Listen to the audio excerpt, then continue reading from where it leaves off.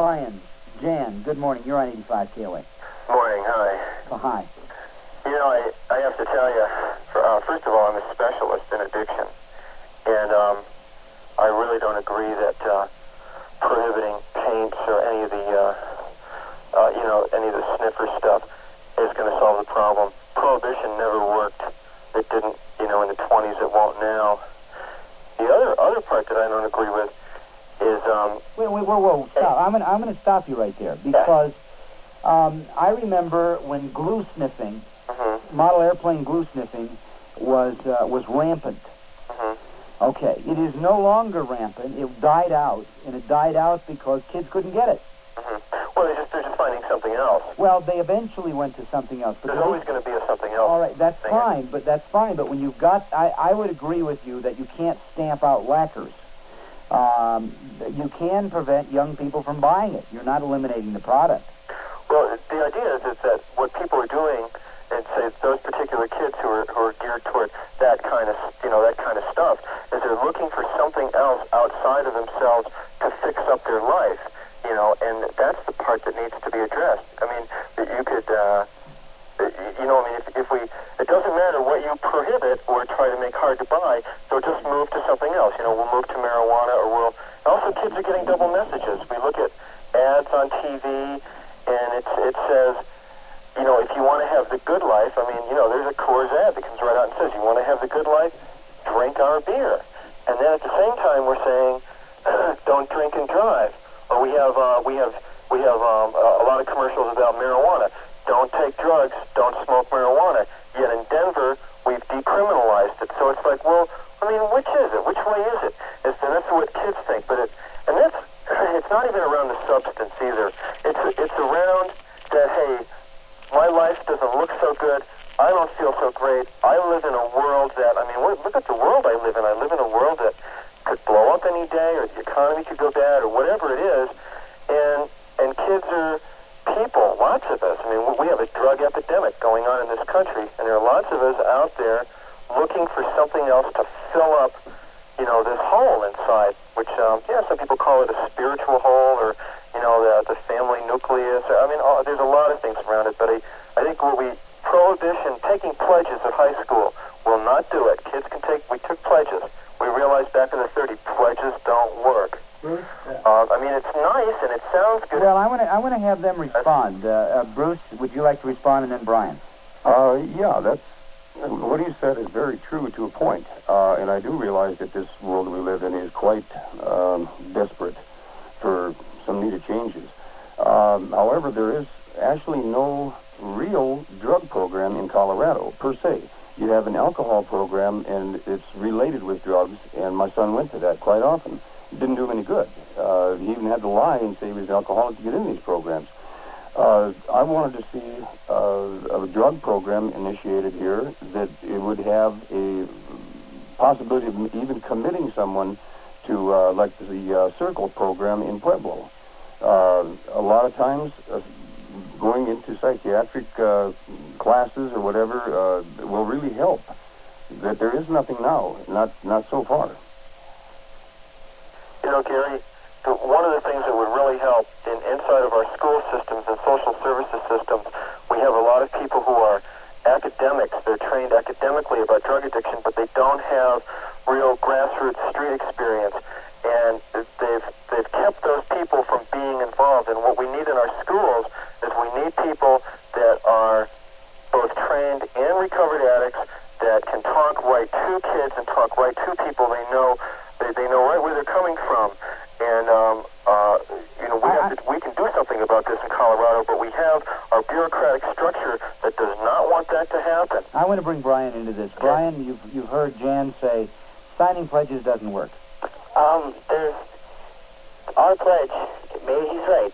Sometimes pledges don't work, but this pledge, we're not worried about if they take a drink of beer or something. This pledge is more for those kids that are so messed up that they have no pride. They don't believe in themselves at all. This is something they can believe in. This is something they fulfill it. They know they did something with their lives, and that's the most important part. This isn't a thing about. It's not all about drugs. It's about the kids too.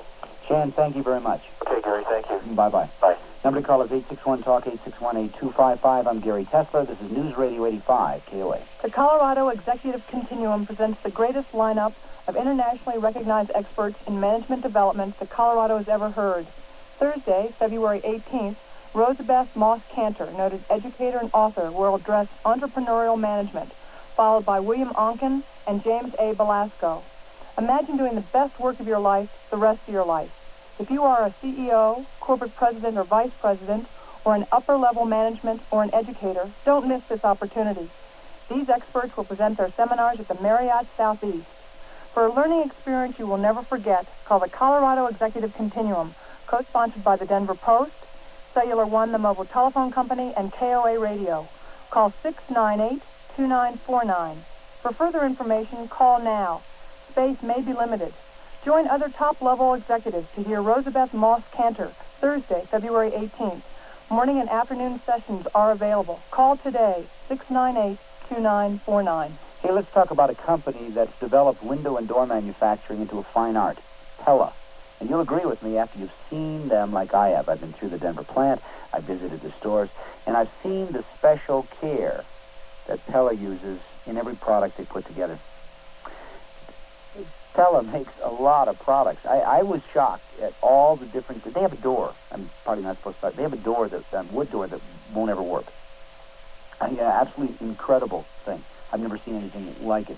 Their windows are double-glazed windows. For instance, a kid puts a ball through one of the windows. That's happened. You're not without a window. You can take one half of one window off and replace that other window, and then come in and have them come out and put the windows back in. It's marvelous.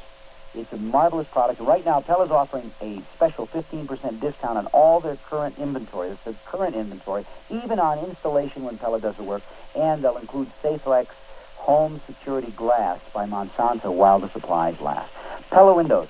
Go in and see them. At Pella, they care.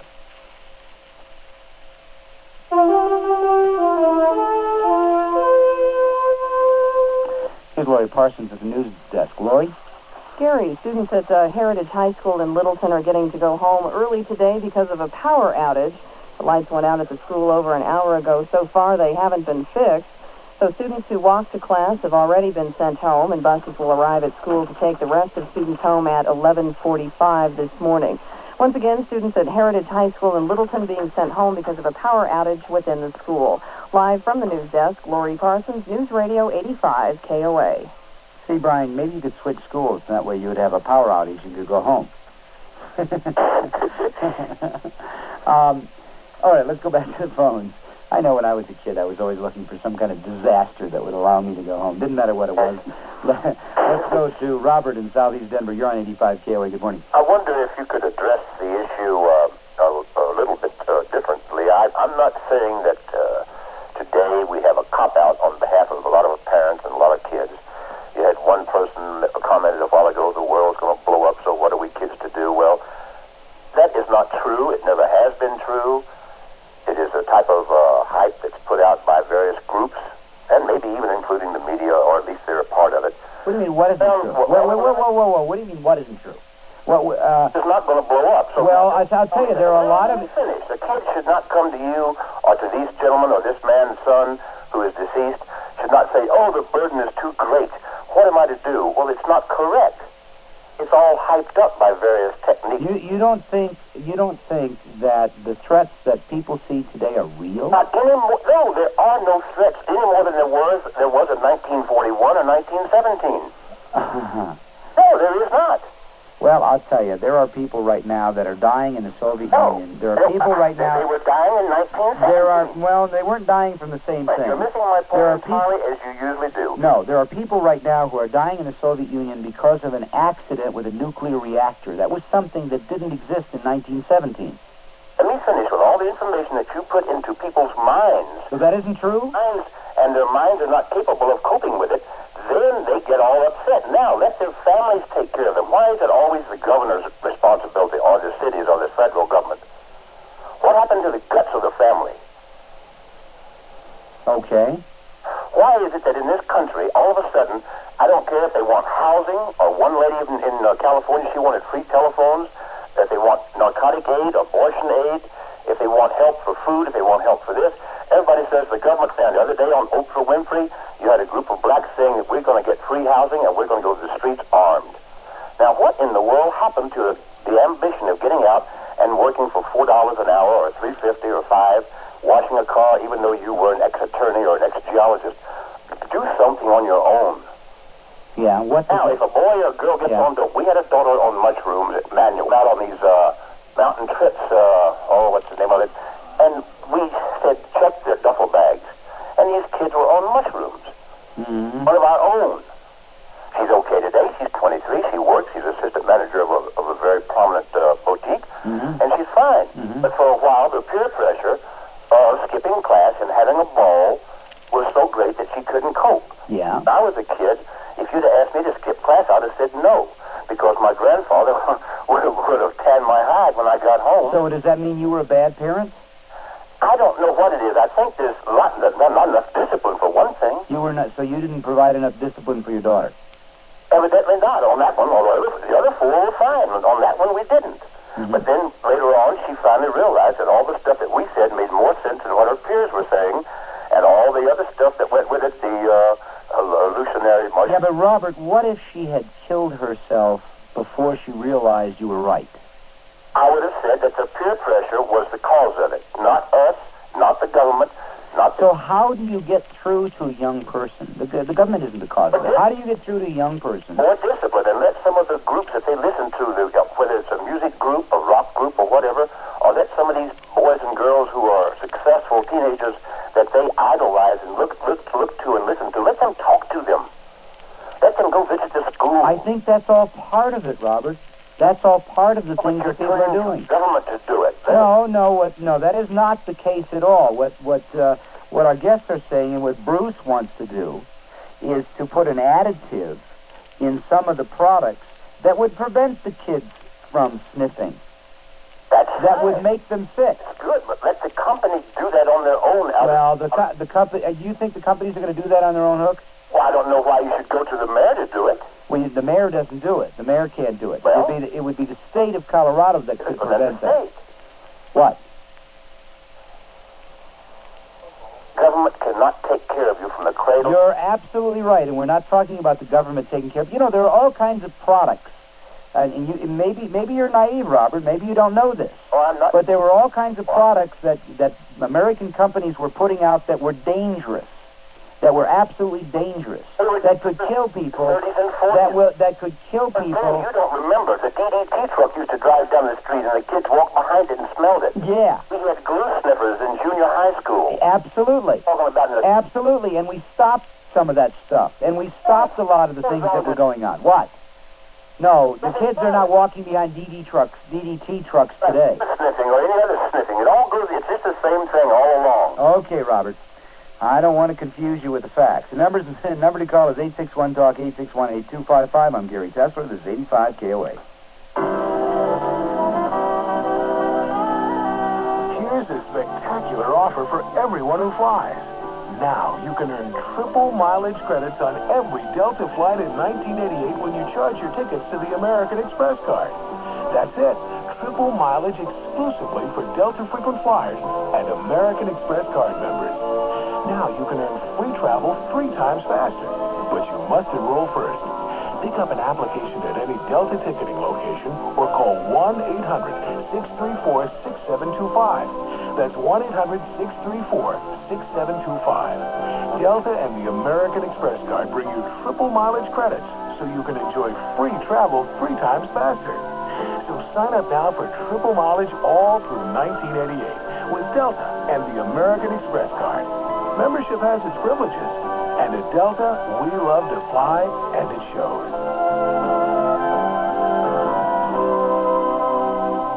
Vogue Flowers, that's the place to go if you want to give somebody that wonderful gift. Valentine's Day is coming up, and Vogue has beautiful gifts for that special someone. A crystal bowl bouquet, a love note bouquet, hearts and buds, and bows, bud vase, dream bear bouquet, candy hearts jar bouquet, and a sweetheart picture frame bouquet. And they also have a designer in their store who can make up special arrangements. So send early so that person can enjoy them all week. And ladies, you should really think about giving that special man in your life some flowers. I like them. Sweetheart, I hope you're listening. I like them. And by the way, Vogue will be open on Valentine's Day, Sunday, February 14th. So if you blow it, fellas or ladies, you can go in and get it taken care of. Vogue Flowers. Give them a call at 321-2121. Jeffrey and Renee at Vogue Flowers, 321-2121. Tell them you heard it here on 85 KOA. How TV Guide Changed My Life. James Kirby. Yes, I was running for the office of dog catcher in my town when I read an article in TV Guide on the importance of TV spots for politicians. So my neighbor Herb shot a video of me. When Herb said action, I said, hey, everybody, please vote for me, while petting this puppy we rented. As a result of that article and the video, I'm now running a strong second in both the New Mexico and Utah presidential primaries. Thank you, TV Guide. Yes, TV Guide. It's the best thing on television.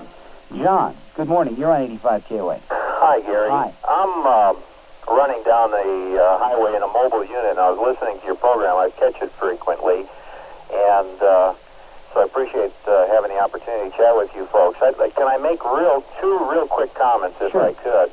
One, the young man that called in, Jann, you've got to give that young man a lot of credit for calling in and calling a spade, if you will. He's a drug counselor.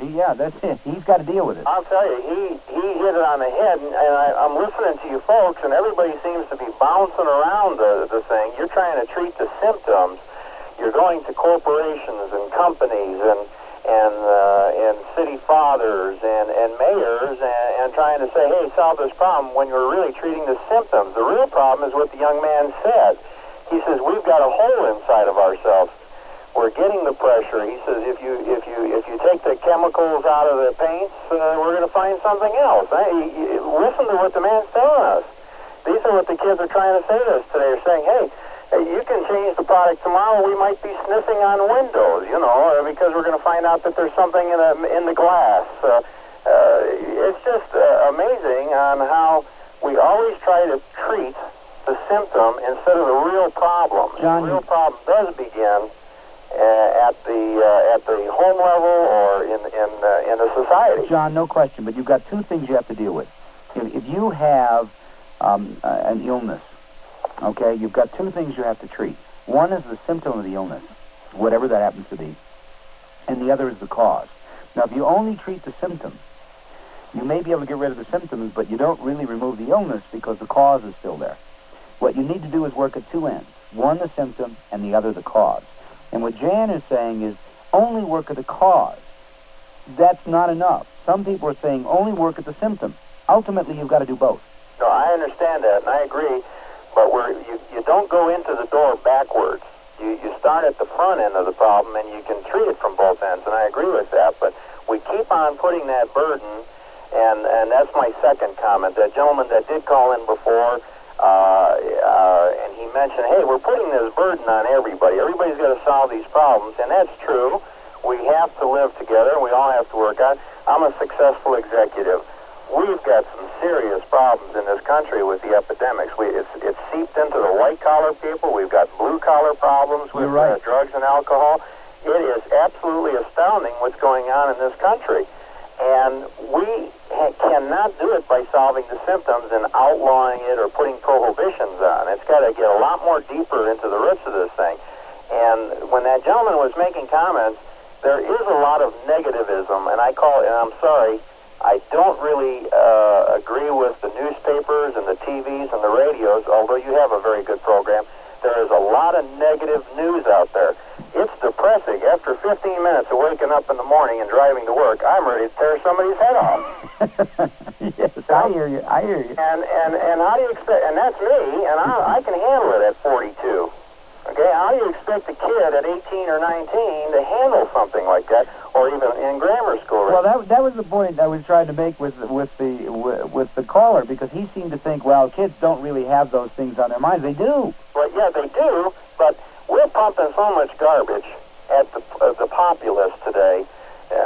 You pick up a newspaper and you're hearing about Capitol Hill rapists and killings and abortions, and of course, by the time I get to work, I'm ready to kill somebody myself. Yeah, you're ready. It makes you a good aggressive. And we're pumping this stuff at the children and wondering why they're coming around and all screwed up. John, good call. Thank you. Right. Bye-bye.